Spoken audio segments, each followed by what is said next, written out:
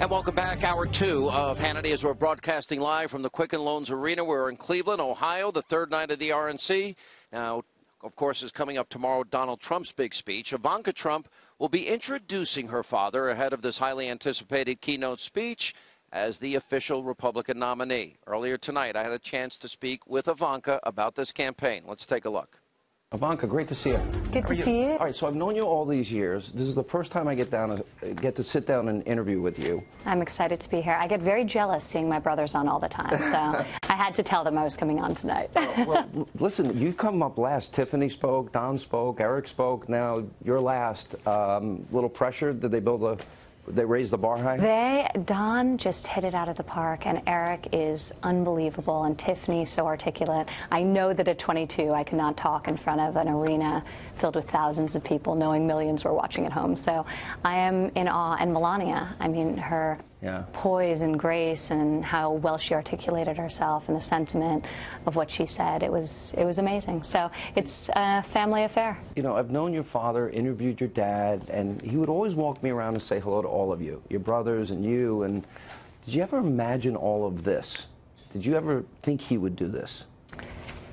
It's hard to imagine this experience. So it has been unbelievable and just an incredible journey, and we've all learned so much and discovered so much about this country. It's been amazing. One of the most remarkable parts about this experience for me is really traveling around the country with my father, meeting people from all walks of life, from all parts of our great nation, and sort of hearing what's on their mind, seeing their excitement and their passion and their optimism. When you saw the crowds. Message, and also learning what their concerns are. So it really is a mind-expanding experience. There's no other way to have it. You can't really describe.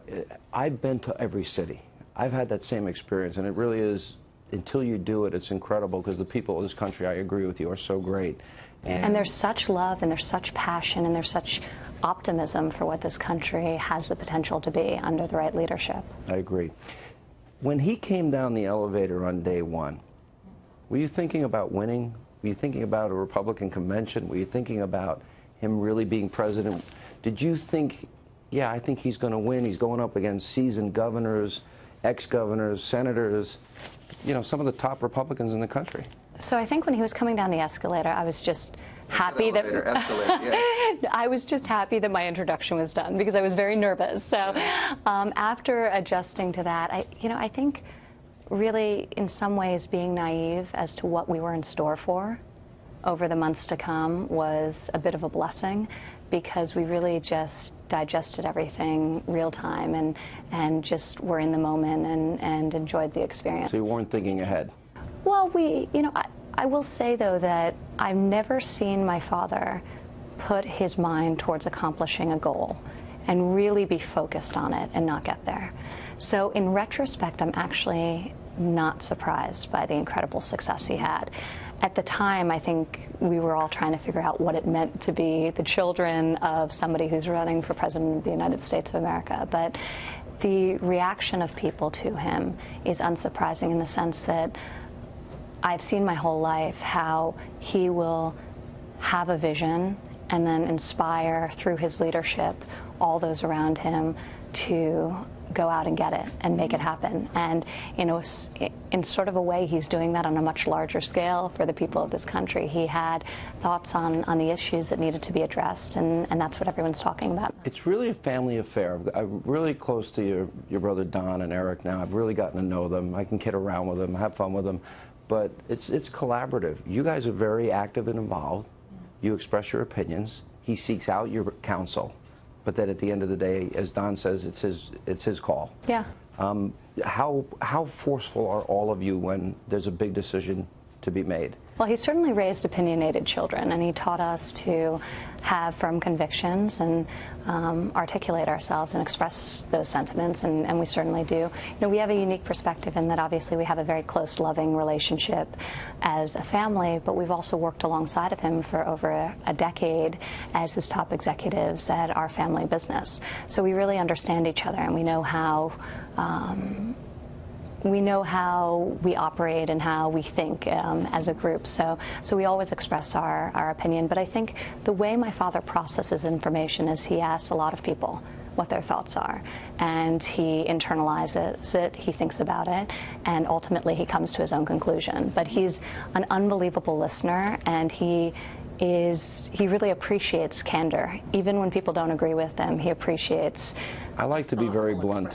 No, you know this about him. I know that. And he appreciates. He wants bluntness. He wants to tell me what you really think. He's very, very interesting that way. He'll take it or leave it in terms of the advice, but he appreciates people who aren't afraid. I don't know if you know this, but having interviewed your brothers a lot on radio and TV, both of them say that you were treated a lot better than they were, and that they were, well, that's what they say, that your dad was easier on you. Is that fair?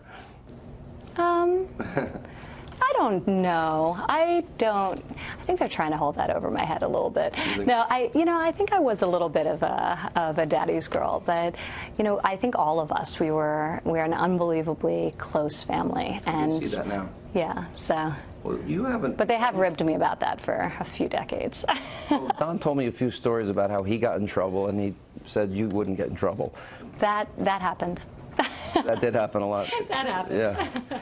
So you've been a model, you're a designer, you've been a TV host, author, you graduated with honors from Wharton, you are the executive vice president of development for the Trump organization, expansion of global real estate, a very significant position in your own right.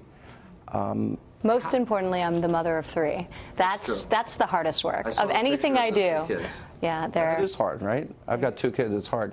They're amazing. So my youngest is 3.5 months old, and my oldest is just turned 5 years old. So I'm definitely more exhausted on a Monday morning than I am on a Friday night. It's true, right? I go to tennis tournaments with my kid, and I come back and I said, this is harder than work. It's so much harder. The Boston Herald had an article. It said that you are the key to softening your father's image, and that the kids are the key to, but more specifically you. You've read those things before. Is there a misperception about your dad? Because I think people don't see his warmth and his compassion, and he has tremendous warmth and tremendous compassion, and he just tends to show those sides of himself in more intimate settings, and he's a very private person in that regard. So for me, it's much easier for me to express all the amazing things about him as a person, as a father, and he's probably more reserved in terms of expressing those things himself. I one time was in your dad's office and we were talking about Twitter, and I expressed a strong opinion, and you jumped right in. You had strong opinions about it. We were just talking generally about social media, and it seems like there's no hesitation to really tell him how you feel. You really just lay it out on the line. That's true. And he does the same to me, so. You said your father, this is interesting because everything in politics is broken down demographically. So you have the black vote, the Hispanic vote, the Asian vote, the millennial vote, women, men, and you said that your father lives gender equality. That's an interesting line. What did you mean by that? He does, because my father doesn't think in terms of demographic. He thinks in terms of the person. So when he meets somebody, he thinks about, are they capable? Do they have drive? Do they have passion? Do they have vision? He looks for the same quality in everyone. So it's completely irrelevant to someone what their gender is. And I know that obviously from personal experience, the way he raised me alongside of my brothers, he never differentiated. He never suggested that the boys go out with him on the weekends to construction sites and, you know, I go hang out with mom at the department store. You know, that he never played into stereotypes. So, you know, as long as we were interested, he always wanted us to be around. So I grew up walking construction jobs by his side. And so I think even just in my earliest years, he never typecasted me by gender. And then I later on went to work in his company where I was surrounded by incredible female role models at the highest levels who were accomplishing incredible things. So it's not how he operates.